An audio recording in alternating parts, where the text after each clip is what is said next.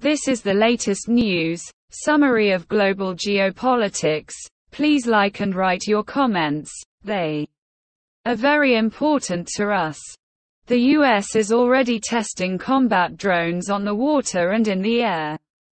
The US military is experimenting with combat unmanned surface and underwater vehicles, and also plans to increase the percentage of robotic ground vehicles in the near future. This was announced on Tuesday, May 2, by the chairman of the Joint Chiefs of Staff of the U.S. Armed Forces, Mark Milli. We are conducting experiments with modern fighters or bombers that will be practically unmanned. You will see trucks, tanks and ground troops in the future. A very large percentage of them will be unmanned.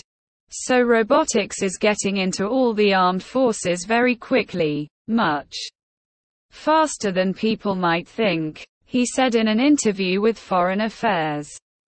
Milli added that artificial intelligence and quantum computing combined with robotics will soon become the dominant factor in the conduct of hostilities.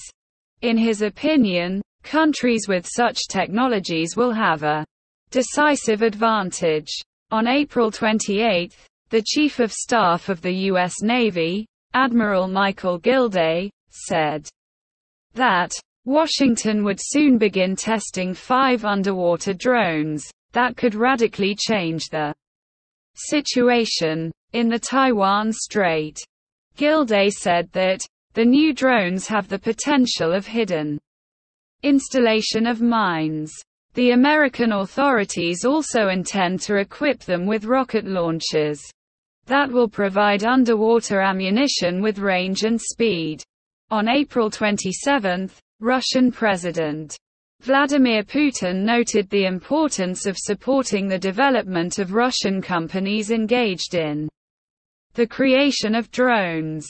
The Russian leader called for attention to the need to support domestic developers in the field of unmanned aviation during a conversation with representatives of drone manufacturing companies.